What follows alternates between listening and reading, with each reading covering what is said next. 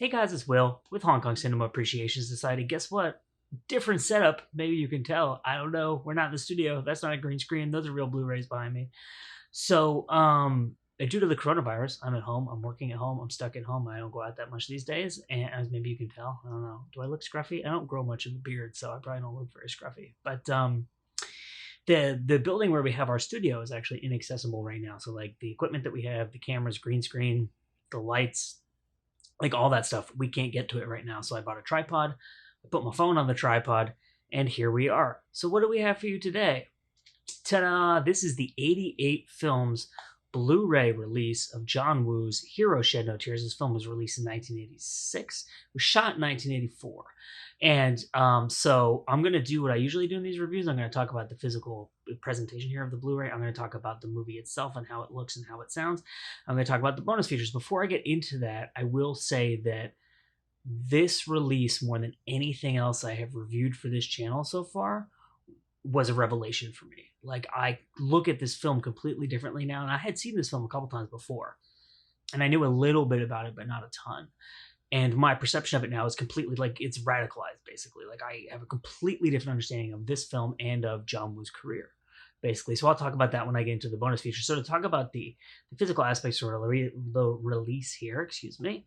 I mean, 88 Films does a phenomenal job with these releases, like, truly incredible. Like, these are among, I'd say, the best Blu-rays that I have, honestly, in terms of, like, the durability of the case, the quality of the printing, the artwork, like just the presentation in general is fantastic. Like, I love this.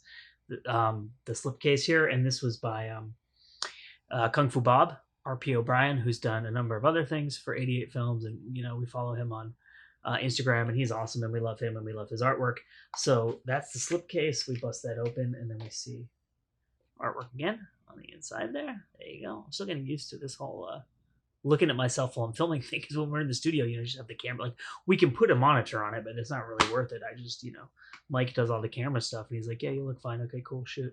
So here's the disc, looking pretty awesome there, right? And then the booklet, and the booklet has a really interesting essay in it.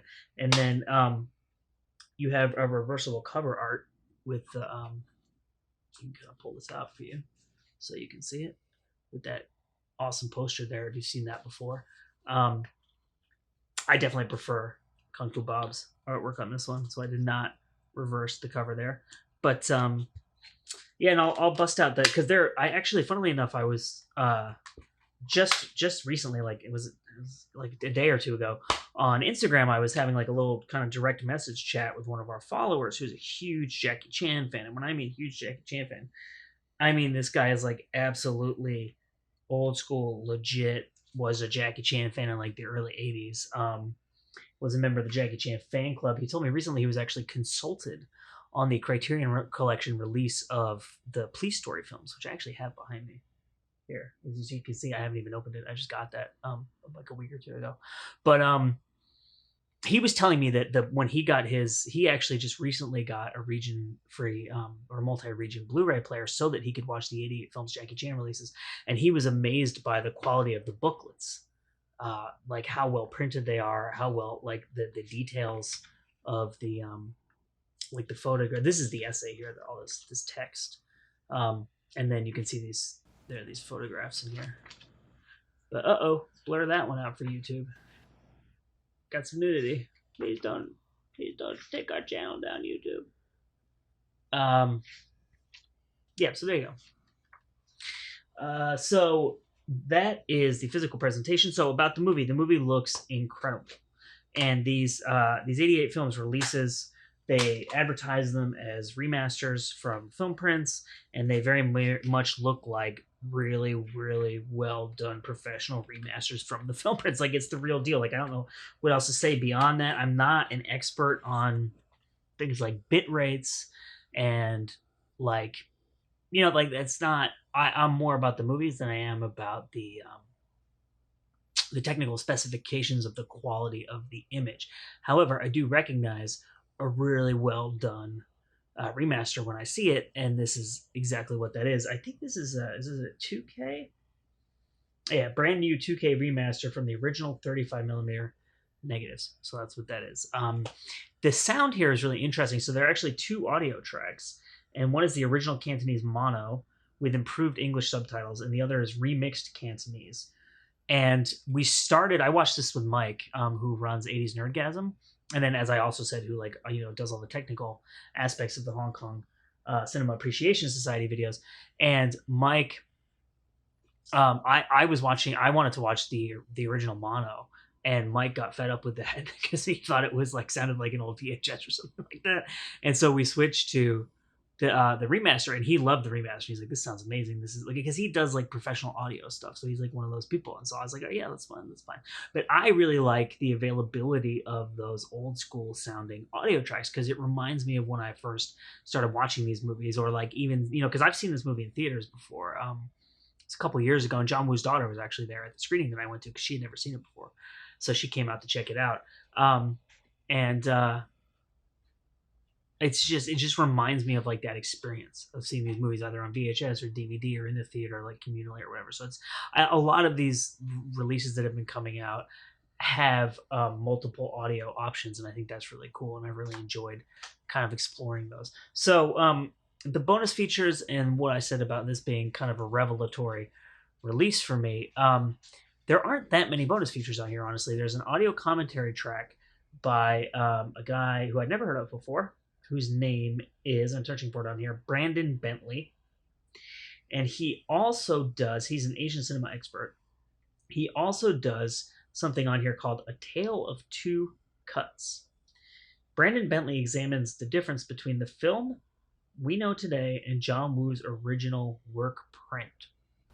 He found a South Korean VHS from the 80s.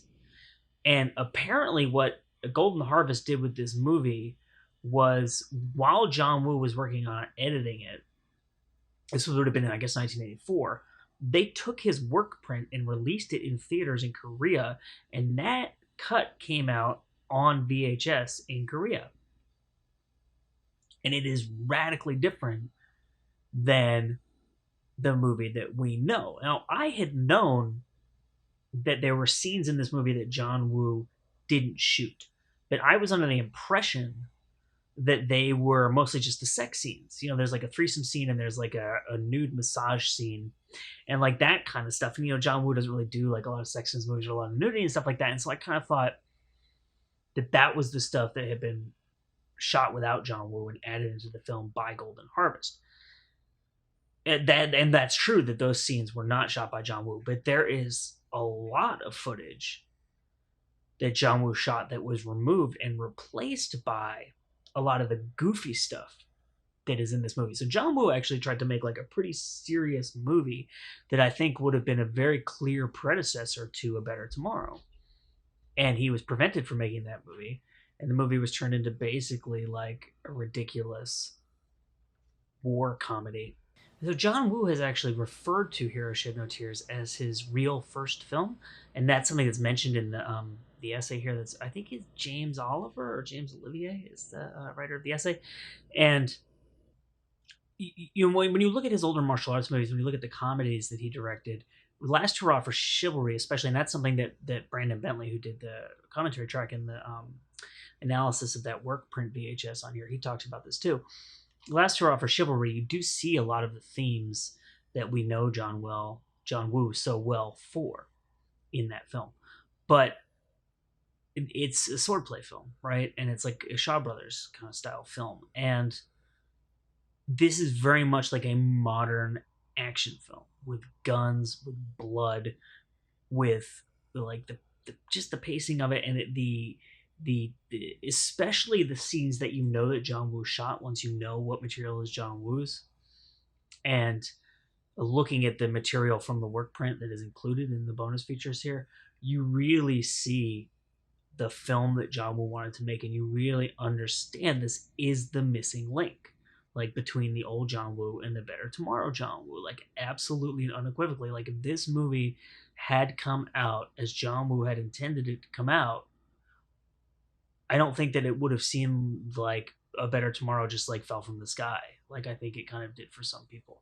But The commentary track on here is good too. It goes over the stuff that is in the well, I should say it's very good. Like it goes over the stuff that's in the comparison of the two cuts bonus feature, and then there's like a bunch of like kind of like random fun facts in there. Like there's a lot of Korean actors in this movie, and so and apparently they were like forced on John Woo by Golden Harvest because Golden Harvest sold their movies to Korea. It was like a big market for them, so they wanted to include Korean stars in the film, and so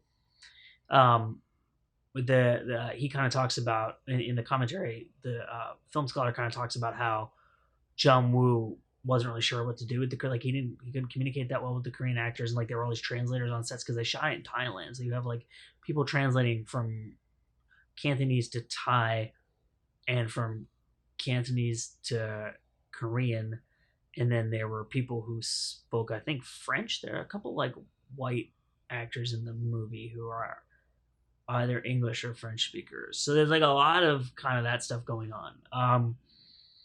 And John Woo not really knowing like who am I talking to right now? Like what are you actually saying? And like kind of like confusion. But even despite that, like again to emphasize like this work print, I think it really would have been a different movie, and we would have a very different perception of it. Because when I think of this movie, and I really really like this movie, and I find it to be like obscenely entertaining, but when I think of this movie, I think of like a ridiculous, pulpy, grindhousey exploitation, almost like Shogun Assassin type movie. And when I think about the movie it could have been, it's very different. So it's really really cool just to be able to see all of that material in the bonus features. There's also an interview with Eddie Ko, aka this dude right here, who's also in Lethal Weapon 4, which I recently rewatched.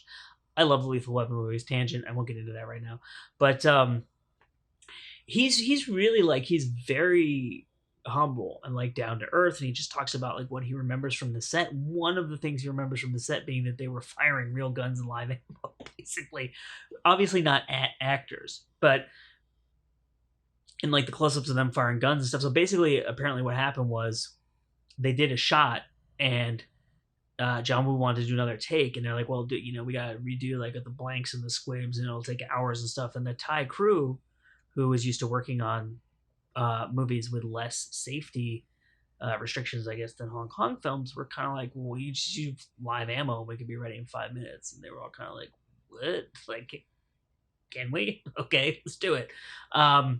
So there you go. So yeah, it's kind of like in Harakiri, the Japanese film, they used real swords for the sword fight at the end, which was like a big no-no in Japan at the time. And I saw Tatsuya Nakadai speak at one point, and he actually talked about how like he wasn't allowed to talk about that in Japan for years because it was illegal and they could have gotten in trouble. So but so there you go. So that, and I should also say there's a couple other things on here that there's actually two cuts on here. There's the 88-minute Hong Kong cut and the 85-minute international cut.